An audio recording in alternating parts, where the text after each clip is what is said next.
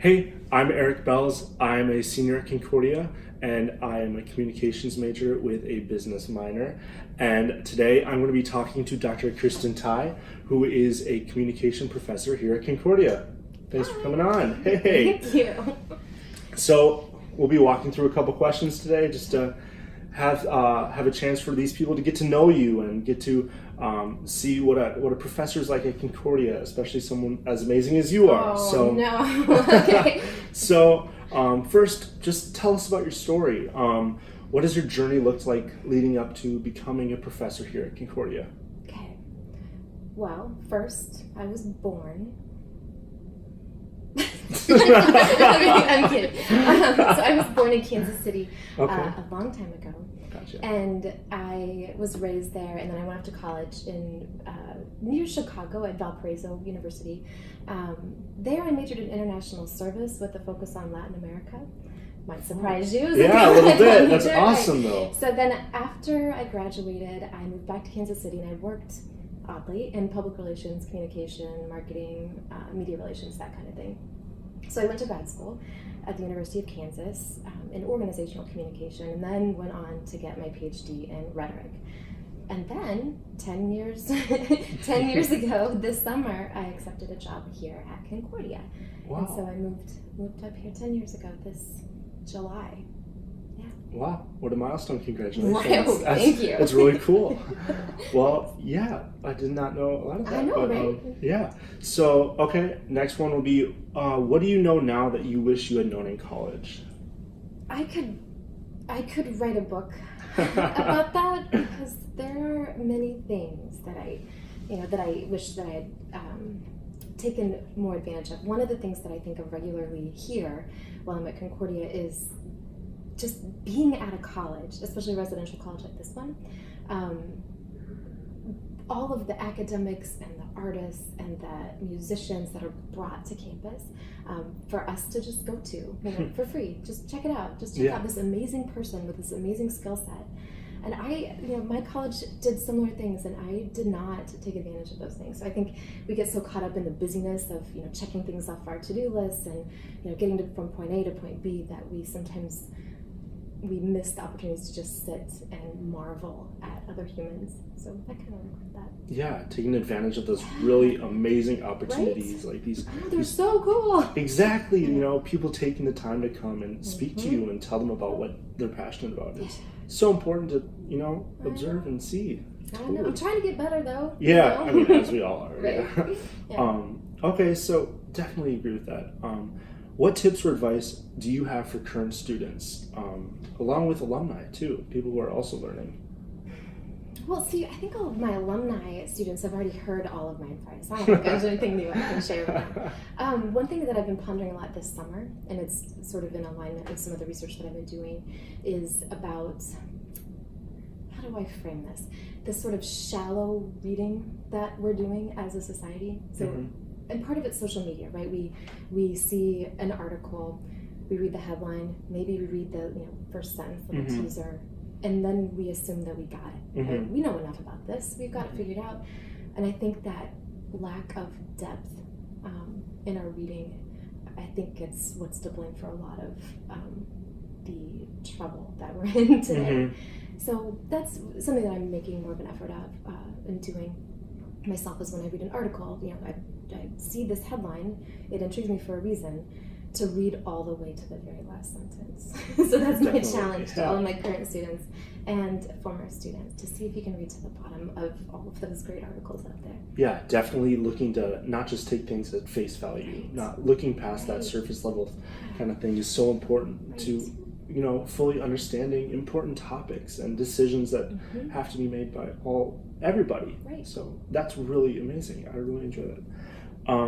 Okay, what would be your favorite course that you could teach? See, okay, that is unfair, because it's like, seriously. No, I know what you mean. Ridiculous. It is. No way.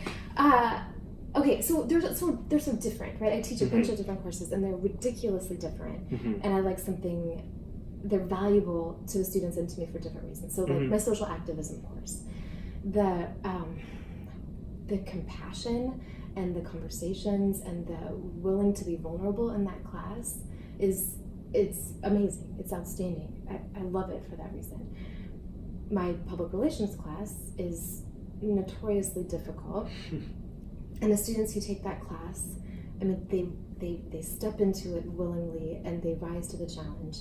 And I'm never more proud of my students than when they achieve all these things I didn't think they could in that class. My social media inquiry for first year students has its own set of challenges, but watching these students transition from being high school students to fully fledged college students, and all the growth that includes, I mean, it's astonishing. So I'm not going to choose a favorite class. I refuse. Yeah. No, I completely agree with that. And, where each class can impact somebody or yourself in different ways. Absolutely. It's hard to choose that. But I learn from all of them. Yeah, and I think the most important thing is that I can tell that it's just the passion that drives that. These are all topics that matter, delving into social media and PR, and whether it's difficult or not, really making sure that the topics are covered fully and they're designed for real knowledge and retaining that. So, great.